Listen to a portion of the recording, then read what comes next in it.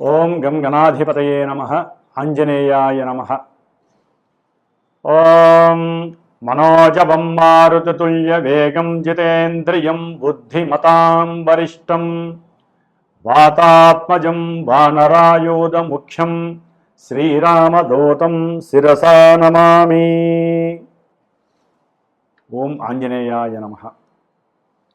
వీక్షిస్తున్నటువంటి ప్రేక్షకులందరికీ కూడా అంతరిక్షంలో సంచరిస్తున్నటువంటి నవగ్రహాలు, అట్లాగే నక్షత్ర మండలంలో ఉన్నటువంటి సమస్త దేవతామూర్తులు కూడా మిమ్మల్ని ఆశీర్వదించాలని ఈ ఏప్రిల్ మాసంలో 1వ తేదీ నుండి కూడా 30వ తేదీ వరకు గ్రహ గోచారాన్ని మనం గమనించినట్లయితే ముఖ్యంగా మీనరాశిలో ఉన్నటువంటి శని భగవానుడితో ఏప్రిల్ 14వ తేదీ వరకు కూడా సూర్యుడు, అట్లాగే ఏప్రిల్ 2వ తేదీ నుండి కుజుడు, ఈ 3 గ్రహాలు కూడా మరి దాదాపుగా ఏప్రిల్ 15 వరకు కూడా పాపగ్రహ మిళితమై మీనరాశిలో ఉంటూ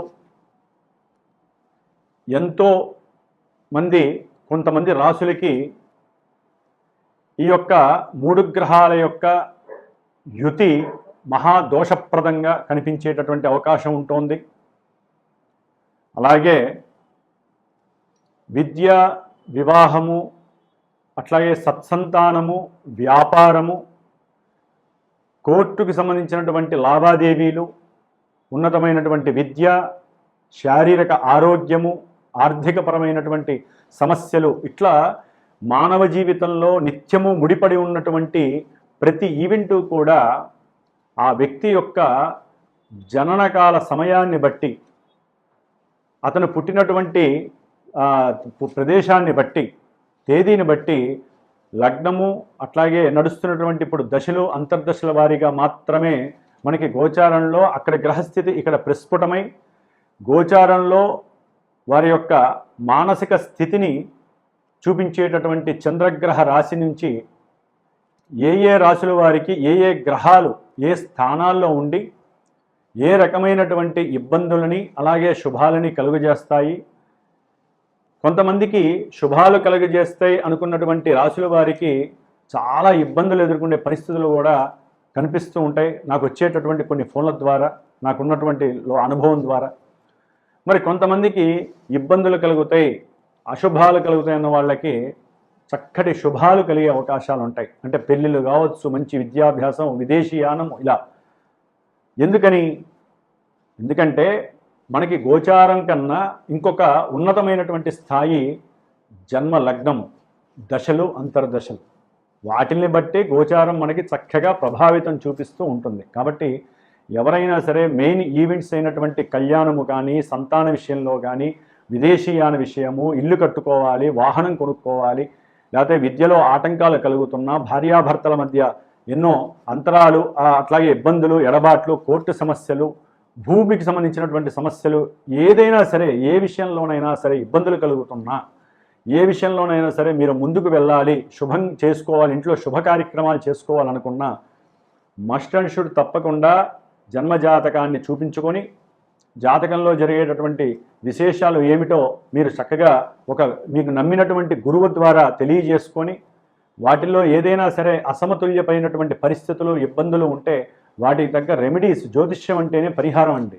ఒట్టిగా పురాణం విన్నట్టు జ్యోతిష్యాన్ని వినకూడదు. ఏదైనా సరే జ్యోతిష్య శాస్త్రంలో ఈ దశల్లో ఇబ్బందులు జరుగుతున్నాయి, వీటికి సంబంధించినటువంటి ఇబ్బందులు జరుగుతున్నాయని తెలుసుకున్నప్పుడు ఈ చెవితో విని ఈ చెవితో వదిలేయకూడదు. మీరు కష్టపడాలి. మాలాంటి బ్రాహ్మణోత్తముల ద్వారా, పురోహితాదుల ద్వారా మంత్రపూర్వకంగా దేవతల్ని యంత్రపూర్వకంగా, తంత్రపూర్వకంగా ఆరాధిస్తూ ఆ యొక్క అంతరిక్షం నుంచి వచ్చేటటువంటి నెగిటివ్ వేస్ని తీసేసి మనం సృష్టించుకున్నటువంటి ఈ యొక్క కాలంలో మనకున్నటువంటి ఋషులు ఇచ్చినటువంటి మంత్రప్రయోగం ద్వారా ఎన్నో అభీష్టాలను నెరవేర్చుకునే శక్తి మనం చేసుకోవాలి. కాబట్టి మరి ఈ ఏప్రిల్ మాసంలో మేషాదిగా మీనరాశి పర్యంతం గ్రహాల యొక్క, నవగ్రహాల యొక్క స్థితిగతులు ఏమిటి, అవి ఏ రాశుల వారికి ఏ రకమైనటువంటి ఫలితాలను ఇస్తాయో మరి ఉన్నంతలో సూక్ష్మంగా, స్థూలంగా తెలుసుకునేటటువంటి ప్రయత్నం చేద్దాం. ప్రతి ఒక్కరూ కూడా ఈ నెలలో ఏప్రిల్ 2వ తేదీ నుండి మే 10వ తేదీ వరకు మీనరాశిలో సంచరించేటటువంటి కుజుడు శని మహాపాపగ్రహాలు ప్రపంచానికి విపత్తుని ప్రకృతిని పాడు చేసేటటువంటి వినాశకరమైనటువంటి ఇబ్బందుల్ని ప్రకృతి లోపల భూమి మీద బతుకుతున్నటువంటి ప్రతి జీవరాశిని అందులో మనం ఉన్నాము బుద్ధి కలిగినటువంటి వాళ్ళం మరి మనకి కూడా ఎన్నో సమస్యలను కలుగజేసేటటువంటి పరిస్థితి ప్రకృతి ఇవ్వబోతోంది కాబట్టి ప్రతి ఒక్కరూ తప్పకుండా శ్రీరామ రక్షా స్తోత్రాన్ని చదవండి. రోజు కుజుడికి శనికి సంబంధించిన స్తోత్రాన్ని నిత్యము కూడా చక్కగా 70 సార్లు, శనికైతే గనక 190 సార్లు చదవండి. వారి ఇరువురికి ఈ 2 పాపగ్రహాల్ని అణచివేసేటటువంటి శక్తి ఒక్క హనుమంతుల వారికి ఉంది దేవతామూర్తిగా. కాబట్టి హనుమాన్ చాలీసా రోజుకి 11 సార్లు చదవండి. కొంతమంది రాశులు ఎవరైతే ఉన్నారో వారందరికీ కూడా దోషాలు తొలగిపోతాయి. అట్లాగే ముఖ్యంగా శ్రీమాత జ్యోతిషాలయ పీఠంలో మా పీఠంలో ఈ 41 రోజులు ఏప్రిల్ 2వ తేదీ నుండి మే 11వ తేదీ వరకు కూడా ఈ కుజశనులకి ఇద్దరికీ కూడా జపాలను ఆచరిస్తూ దేవతామూర్తి అయినటువంటి హనుమంతుల వారికి చక్కగా మంజు సూక్త జప పారాయణ చేస్తూ రోజు వారికి సంబంధించిన హనుమాన్ చాలీసా పారాయణ చేస్తూ నిత్య అర్చన చేస్తూ చివరిలో హనుమత్ జయంతి మే 12వ తేదీన పవన సూక్తంతో మృత్యుంజయ మంత్రంతో పాశుపత రుద్ర హోమాన్ని చేస్తూ హనుమంతుడి యొక్క సహస్రనామ హోమము సీతారామచంద్రుల వారి యొక్క అష్టోత్తర నామాలతో హోమము ఆచరిస్తున్నాను మే 12వ తారీఖున.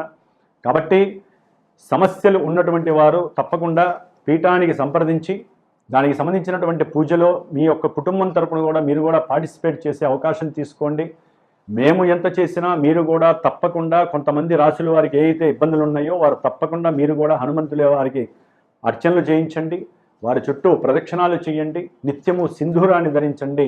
మీకు సర్వత్రా కార్యము లాభం కలిగేటటువంటి అవకాశం హనుమంతులు వారిస్తారు. జై శ్రీరామ్, జై హనుమాన్. మీనరాశి వారికి ఈ యొక్క ఏప్రిల్ మాసంలో గ్రహాల యొక్క గోచార స్థితిగతులను కనుక గమనించినట్లయితే వీరికి సూర్యగ్రహ బలము ఈ నెల రోజులు కూడా ఉండకపోవచ్చు. ఎందుకంటే జన్మరాశిలో ఉన్నటువంటి ఏలినాడి శని ప్రభావంతో పాటుగా కుజుడు కూడా ఏడవటం వలన రవి కూడా అదే రాశిలో ఈ నెలలో 14వ తారీఖు వరకు ఉండి ఆరోగ్యపరమైనటువంటి పతనాన్ని చూపిస్తూ మీ గురించి మీరు నెగిటివ్గా ఆలోచించుకునే పరిస్థితి, ఏ చిన్న సమస్య వచ్చినా హాస్పిటల్కి పరిగెత్తాలనేటటువంటి భయము, ఆందోళన, విపరీతమైనటువంటి ధన నష్టం, ఫ్రెండ్స్ వల్ల నష్టపోతారా, ఉద్యోగంలో ప్రమోషన్స్ వస్తాయని చెప్పి వేరే వాళ్ళకి ధనాన్ని ఇచ్చి నష్టపోతారా, వ్యాపారంలో పెట్టుబడులు పెట్టి నష్టపోతారా, ఆల్రెడీ కుటుంబంలో ఉన్నటువంటి సమస్యలు, అన్నదమ్ముల మధ్య భూ సంబంధిత వివాదాల పరంగా కావచ్చు, ఏదో రకంగా మీరు తండ్రి గారి ఆరోగ్యపరంగా కావచ్చు నష్టపోతున్నారా, లేదా కోర్టుకు సంబంధించినటువంటి వ్యవహారాలు, భార్యాభర్తల మధ్య ఎడబాటుకి సంబంధించినటువంటి కోర్టు సమస్యలు కావచ్చు, లీగల్ సమస్యలు కావచ్చు, లేకపోతే అంతకుముందు ఎవరో ఫ్రెండ్స్ డబ్బులు తీసుకుంటారు, వారు ఇవ్వకపోవడం వల్ల మీరు కోర్టు సమస్యలు వేయచ్చు. విద్యార్థులకైతే కనుక విద్య మీద కాస్త వ్యామోహం తగ్గుతుంది, విద్య యందు సరైనటువంటి ప్రతిభని ప్రదర్శించలేకపోతారు, సరైనటువంటి వాక్కు అనేటటువంటి ఉండదు. టీచర్స్తో కానీ విద్యార్థులతో కానీ విద్యాలయాల్లో కానీ మీరు సరిగ్గా మాట్లాడకపోతే మీ మీద చర్యలు తప్పవు. జాగ్రత్తగా ఉండాలి విద్యార్థులు. భార్యాభర్తలు అయితే కనుక కొంచెం ఆలోచించండి, సంయమనం పాటించండి. మా గ్రహస్థితి బాగాలేదు మీనరాశి వారికి, జాగ్రత్తగా మాట్లాడుకోవాలి, జాగ్రత్తల ఉండాలి, బిజినెస్ల వైపుకి వెళ్ళకూడదు, పెట్టుబడులు పెట్టకూడదు, ఇలాంటి నిర్ణయాలు తీసుకోండి, అది నష్టపోయే అవకాశం ఉంటుంది. శుక్రుడు ధనస్థానంలో ఉన్నాడు, తర్వాత తృతీయంలోకి వెళ్తాడు. ధనపరంగా ఆయన అయితే కనుక అనుకూలతలను ఇస్తాడు. ఏదైనా ఆకస్మికంగా మీరు ఏదైనా మీకు ఉన్నటువంటి బంగారం కానీ వెండి కానీ అమ్మడం ద్వారా కొంచెం ధనలాభం కలుగుతుంది. ఎవరైనా సరే సహకారం, కుటుంబంలో బంధువుల ద్వారా కొంచెం కుటుంబ సహకారం ధనపరంగా లభిస్తుంది. మంచి వస్తువులను కొనే అవకాశం కనిపిస్తుంది. ఆకస్మికంగా కొన్ని ప్రయాణాలు, కొన్ని కోరికలు తీర్చుకునే పరిస్థితి అయితే శుక్రుడు ఇస్తున్నాడు. 12లో ఉన్నటువంటి రాహువు నిరాశ, నిస్పృహలను కలుగజేస్తున్నాడు. దుర అలవాట్ల ద్వారా కూడా మీ యొక్క ఆరోగ్య పరిరక్షణ పైన మీరు కొంత మీకున్నటువంటి పరిధిని దాటి ప్రదర్శించడం ద్వారా లేనిపోని సమస్యలు, అనారోగ్య సమస్యలు, అది రక్త ప్రసరణ వ్యవస్థలు కావచ్చు, కాళ్ళకి సంబంధించిన సమస్యలు కావచ్చు, పాదాలకు సంబంధించినటువంటి అలర్జీస్ కావచ్చు. బుధుడు కూడా నీచస్థితిని పొందడం ద్వారా విద్యార్థులకైతే కనుక విద్య యందు పూర్తిగా పతనం ప్రారంభమవుతుంది. జాగ్రత్తగా ఉండాలి. వ్యాపారస్తులకైతే కనుక వ్యాపారంలో లాభాలు లేకపోగా ఇంకా యుద్ధాలు జరగడానికి అవకాశం ఉంటుంది. మీ కింద పనిచేసే వాళ్ళు మిమ్మల్ని మోసం చేసే ప్రయత్నాలు చేస్తారు, మిమ్మల్ని పొగుడుతూనే ఉంటారు, మీ కింద గోయి తవ్వుతూ ఉంటారు. జాగ్రత్తగా ఉండండి. మీనరాశి వారు ఏం లేదు, భార్యాభర్తల మీద ఆకస్మికంగా యుగో ఫీలింగ్స్ వలన, అహంకార దర్పం వలన, అవసరం లేని మాటలు మాట్లాడడం ద్వారా ఒకళ్ళు లేటుగా రెడీ అవ్వటం, ఒకళ్ళు ఫాస్ట్గా రెడీ అవ్వటం, వీటి వలన కూడా సమస్యలు ఉధృతం అవుతాయి. జాగ్రత్తగా ఉండండి. ఏదేమైనప్పటికీ కూడా కేతువు 6వ స్థానంలో ఆయన ఒక్కడు బలంగా ఉన్నాడు, శుక్రుడు బలంగా ఉన్నాడు. కాబట్టి చేసేటటువంటి ప్రయత్నాలలో కొంచెం అలసత్వం ఉన్నప్పటికీ కూడా, శరీరం సహకరించకపోయినా, మీకు చేస్తాను సహాయం ఉన్న వాళ్ళు చేయలేకపోయినా, మీరు స్వయం కృషితో చాలా వరకు ఆహ్లాదంగా ముందుకు వెళతారు మీనరాశి వారు. సరే, మీ జన్మజాతకంలో కనుక ఏదైనా లగ్నం ఇచ్చా కానీ లేదా దశాంతర దశలు కానీ చాలా వరకు అనుకూలంగా కనుక ఉన్నట్లయితే ఇవన్నీ కూడా కొంతవరకు మాత్రమే మీకు ప్రతికూలతలను ఇస్తాయి. ఆ గ్రహాలే కనుక మీకు ఏదైతే మనం ఇందాక అనుకున్నామో ఇబ్బందులు కలుగజేసేటటువంటి గ్రహాలు మీ జన్మతః లగ్నం నుంచి ఆ దశలో అంతర్దశల రూపకంగా మంచి యోగాలను కనుక ఇచ్చినట్లయితే మంచి కీర్తి ప్రతిష్టలు లభిస్తాయి. వ్యాపారంలో అడుగుపెట్టి మంచి ధనలాభాలను ఇస్తారు.